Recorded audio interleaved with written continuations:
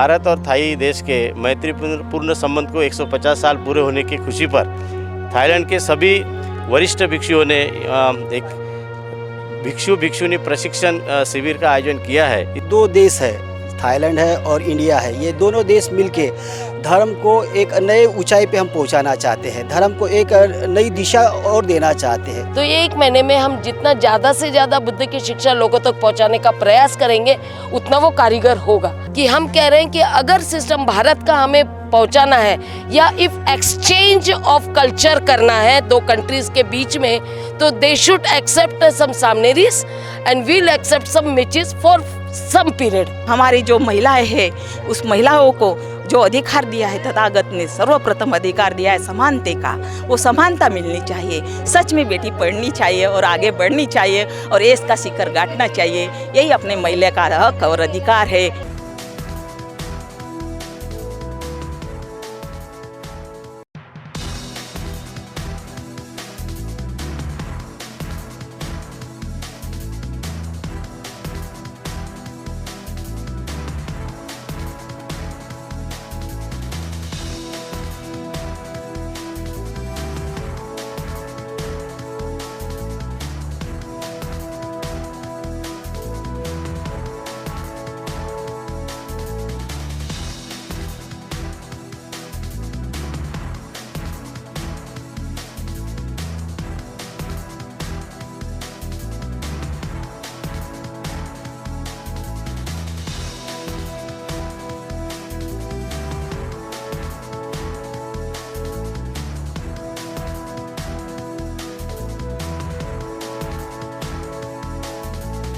नमो बुद्धाय जय भीम।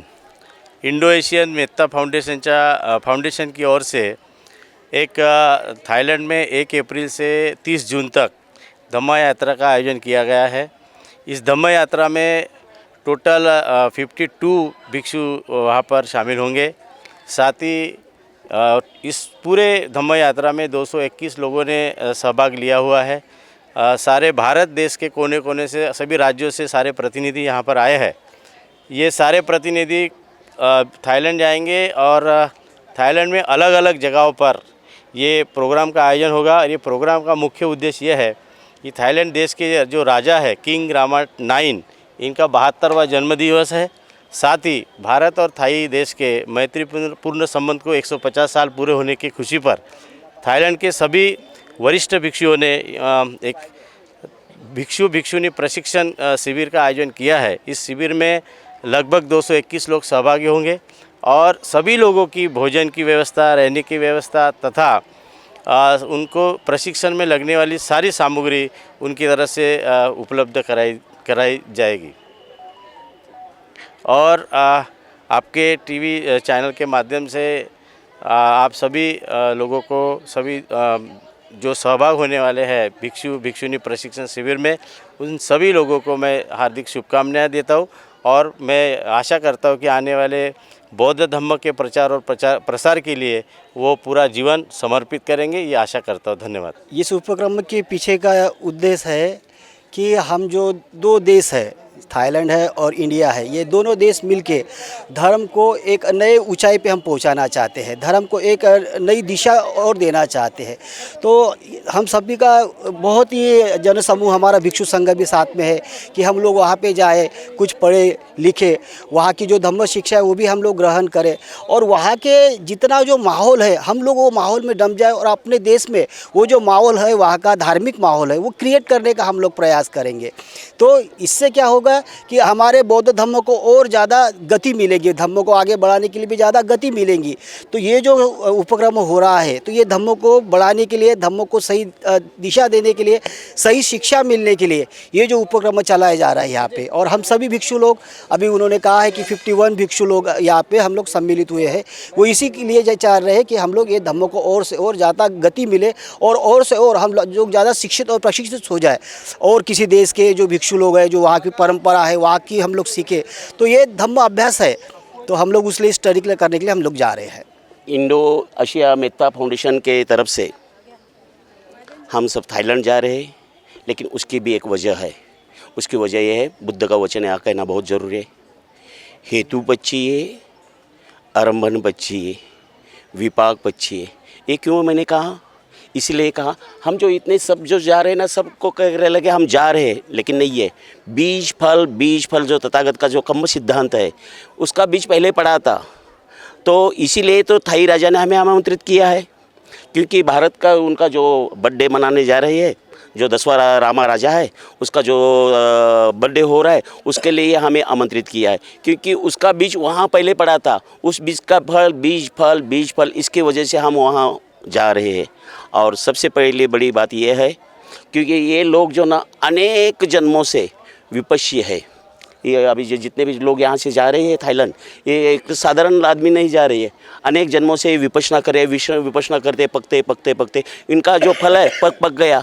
तो वहाँ का जो काम है, वहाँ थाईलैंड में जाकर जो है ना, बुद्ध की शिक्षा वहाँ गई है, उसका ऋण उतारने के लिए उन्होंने हमें वहाँ बुलाया है।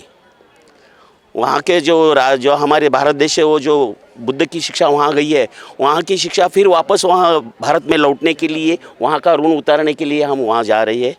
तो ये एक कहावत है कि अभी भारत में फिर से सारे विश्व में ये बुद्ध शिक्षा जाएगी, क्योंकि भारत बुद्ध में होने का जो संकेत है उसका डंका बज चुका है। अभी सारे विदेश में फिर भी एक बार भारत से ही पूरे विश्व में ये बुद्ध संदेश जाएगा। इसी का एक पहला कदम ये थाईलैंड यात्रा की तरफ से हो रहा है। इसी से मैं एक मंगल कामना खत्म करता हूँ। सुखी हो, मंगल हो, सुखी हो। जितने भी यहाँ पे सामनेरी हो रही है, उनको सामनेरी बनाने का या वो पबज्जा देने का जो कार्य है उन्होंने मुझे सौंपा था, और वो कार्य मैं कर रही हूँ। इसके अलावा मेरे पास में और ज़्यादा कोई ना अथॉरिटी है, ना मुझे कुछ इसके बारे में जानकारी है। मैं as a bhikkhuni I am eligible to give robes, तो और मैं उनको पबज्जा दे सकती हूँ, मैं पबज्जा गुरु हो सकती हूँ। और जब मुझे रिक्वेस्ट की गई तो ये मेरी ड्यूटी बनती है कि उस रिक्वेस्ट को मैं रिस्पेक्ट करूँ और उनको चिवर दूँ, और वही प्रोग्राम मैंने यहाँ किया है। तो आप देख रहे हैं, और इनको प्रशिक्षण देने का भी उन्होंने कहा है कि क्योंकि थाईलैंड के लोग वहाँ पे थाई में प्रशिक्षण देंगे और इंग्लिश में देंगे, तो they need someone from the bhikkhuni कि कोई उनको ट्रांसलेट करके बताए, क्योंकि इंडिया के लोग हैं। तो उन्होंने वो रिस्पॉन्सिबिलिटी मुझे दी है कि आप सामनेरियों को और भिक्खुनियों को वहाँ पे जो भी वहाँ पे प्रशिक्षण होगा मैं उनको ट्रांसलेट करूँ और प्रशिक्षण देने का प्रयास करूँ वहाँ पे। तो वो जिम्मेदारी मैंने ली है। कारीगर मतलब एक बार धम्म का कार्य शुरू होता है, चाहे वो चीवर में हो या ना हो, धम्म की शिक्षा इम्पॉर्टेंट होती है। और जब अगर हम लोग इसकी जिम्मेदारी लेते हैं तो ये हमारा कर्तव्य बन जाता है कि उनको बुद्ध की शिक्षा उन तक पहुंचाए, और वो ट्रेनिंग के माध्यम से पहुंचाए। अब ये कार्यक्रम है या कोई और कार्यक्रम है, इससे कोई फ़र्क नहीं पड़ता। हमारा काम है उनको धम्म बताना, और उन्होंने वो धम्म लेना चाहिए। और जितना लोग अभी सपोज वहाँ पे 1 महीने का ट्रेनिंग है, तो ये 1 महीने में हम जितना ज़्यादा से ज़्यादा बुद्ध की शिक्षा लोगों तक पहुँचाने का प्रयास करेंगे, उतना वो कारगर होगा। और दूसरी बात यह है कि ये लेने वालों पर भी है, जो वहाँ पे प्रशिक्षण लेने के लिए रहेंगे, वो लोग कितना उसको ग्रास्प कर सकते हैं, उसके ऊपर भी डिपेंड है। तो ये करता है कि जैसा लेंगे वैसा वो कारगर होगा। एक तरह से ये आपको मैं जानकारी इस माध्यम से देना चाहती हूँ कि थाईलैंड में महिलाओं को चिवर लेने का अधिकार नहीं है from the government part, may be राजा हो या कोई और, because it's a Theravada country. Many Theravada countries they don't allow women to take robes, and Thailand is one of that. But this time अगर उन्होंने भिक्खुनियों को बुलाया है तो मुझे लग रहा है कि वो लोग थोड़ा सा फ्लेक्सिबल हो रहे हैं और वो एक्सेप्ट कर रहे हैं, ऐसा मुझे लग रहा है। फिर भी उनकी एक जिद है कि वो मेची को प्रमोट करते हैं। मेची मीन्स महिलाएं जो वाइट ड्रेस में रहेंगे, और वाइट ड्रेस में जो रहते हैं ये भी शेव करते हैं अपना सिर को, वो पूरा वाइट ड्रेस में रहते हैं, और वो गृहस्थ नहीं होते, वो भी विहार में रहते हैं, लेकिन वो भिक्खुओं के साथ रहते हैं और भिक्खुओं की सेवा करते हैं। तो ये वो पार्ट नहीं आते जो भारत में है। भारत में बुद्ध ने मेची सिस्टम या अनागारिक सिस्टम ऐसा कोई भी भारत में नहीं है। यहाँ पे सीधा उपासक के बाद में सामनेरी बनने का प्रोसीजर है। तो इसलिए यहाँ पे थोड़ा सा कॉन्फ्लिक्ट हो रहा है कि हम कह रहे हैं कि अगर सिस्टम भारत का हमें पहुंचाना है या इफ़ एक्सचेंज ऑफ कल्चर करना है दो कंट्रीज़ के बीच में, तो they should accept some samaneris and we'll accept some मिचेस फॉर सम पीरियड एटलीस्ट। तो हम ये चाह रहे हैं कि जो लोग चीवर ले रहे हैं इनको उन्होंने मना नहीं करना चाहिए, क्योंकि इट्स इंडियन कल्चर और हम इसको चेंज नहीं करना चाहते। India is the base of all Buddhism. Dhamma की टीचिंग्स का ये बेस है। तो इंडिया का कल्चर चेंज नहीं होगा, क्योंकि ये बुद्धा की तरफ से आया हुआ डायरेक्ट कल्चर है और यहाँ पे चीवर लेकर ही होता है, या यहाँ पर कोई भी अनागरिक और मेची बनकर कार्य नहीं होता है जो सिर्फ सेवा का काम करे, क्योंकि ये काम सिर्फ महिलाओं को दिया है। And this is totally discrimination, gender discrimination, which as a Bhikkhuni and as the secretary of All India Bhikkhuni Sangha, I won't accept it. बहुत अच्छा लग रहा है। पहली बार हम विदेश में जा रहे हैं जहाँ पे अपना हब है थाईलैंड, तो हम कोशिश करेंगे जो थाईलैंड का धम्म है जो हमारे इंडिया से ही वहाँ पर गया है, लेकिन प्रचार प्रसार में थोड़ी कमी आई है, तो जो अच्छी बातें धम्म प्रशिक्षण में जो मिलेंगी वो वहाँ से सीख के हम अपने इंडिया में घर घर में इसको प्रचार और प्रसारित करेंगे। और मैं आज इतना मेरा आनंद फूल रहा है कि सच में अपना भारत देश प्रगतिशील है, जिस देश में ऐसे महान थोर पुरुष पैदा हुए हैं कि जिसका जन्म स्थान यहाँ है, शिक्षण का स्थान इधर है, नालंदा, तक्षशिला, ऐसे जो बड़े बड़े ज्ञानपीठ विद्यापीठ यहाँ भारत देश में हुए हैं। इसकी जगत में बहुत विख्यात है कि बाहर देश के लोग इधर आके पढ़ के सीख के इसका अपने ही देश का ध्यान उधर देश में लेके गए हैं। लेकिन हमारा देश इतना है कि पाखंडवाद से भरा हुआ है, इसीलिए हम अपने ध्यान का जोपासना नहीं कर पा रहे थे। तो वो जोपासना नहीं हुई, लेकिन अदर देश ने हमारे तथागत बुद्ध के तत्व ज्ञान जोपास कर रखे हैं और वही ध्यान इधर उधर फैला रहे हैं, उनकी प्रचार प्रसार कर रहे हैं, उसकी प्रगति हो रही है। तो वही ध्यान अपने को संपादन करने का एक मौका मिला है और इस मौके का हमें ज़रूर फ़ायदा करना चाहिए और हमारे देश में उसकी उन्नति होनी चाहिए। हमारी जो महिलाएं हैं उस महिलाओं को जो अधिकार दिया है तथागत ने, सर्वप्रथम अधिकार दिया है समानते का, वो समानता मिलनी चाहिए। सिर्फ किताब में लिखे हुए पन्ने में नहीं रहनी चाहिए, यानी जैसे बेटी पढ़ाओ वैसा नहीं होना चाहिए। सच में बेटी पढ़नी चाहिए और आगे बढ़नी चाहिए और देश का शिखर गांठना चाहिए। यही अपने महिला का हक और अधिकार है, वो महिला को मिलना चाहिए।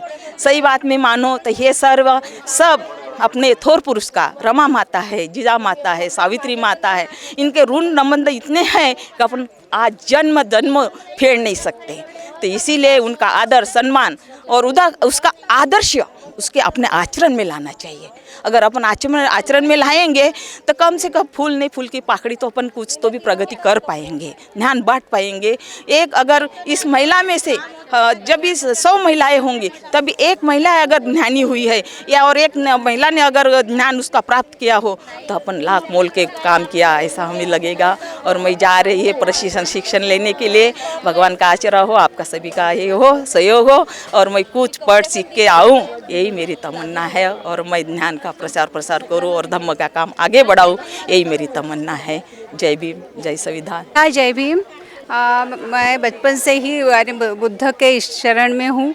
बचपन से मैं स्कूल में बचपन से ही मोहल्ले में जो कार्य होते वहाँ बुद्ध का रोल या मैं ऐसे करती थी। तो बचपन से मेरी एक इच्छा थी कि अपन सामनेरी बनना चाहिए, पर वो अपन प्रपंच में रहने के बाद जॉब रहने के बाद अपन नहीं कर सके। और क्या यहाँ पे जैसे प्रॉपर गाइडेंस नहीं मिलता, कोई भिक्खु अलग कहता है, कोई भिक्खु अलग से अपने को जो नॉलेज मिलता है। अभी हमको लगा कि अभी थाईलैंड में 100% बुद्धिज़्म है ना, इसलिए हमने सोचा कि वहाँ जाके अपन क्या दे सकते हैं, क्योंकि हम लोग मेडिटेशन जो बच्चों के मेडिटेशन क्लासेस लेते हैं तो उनको बुद्ध धम्म के बारे में अपन ज़्यादा से ज़्यादा कैसे बताएंगे। तो यहाँ तो अपन इतना बता नहीं पाते, वहाँ पे 100% है, तो वहाँ जाके अपन क्या सीखे क्या आएंगे और वो अपन बच्चों कैसा फैलाएंगे, कैसा प्रचार और प्रसार करेंगे। इसलिए मेरी बहुत तहे दिल से इच्छा थी, 10 दिन का सामनेरी सैर करने की इच्छा थी, पर मुझे 1 महीने का मौका मिला है। इसका मैं पूरा फ़ायदा उठाऊंगी और लोगों तक पहुंचाऊंगी, यही मेरी इच्छा है। नमो बुद्धाय, जय।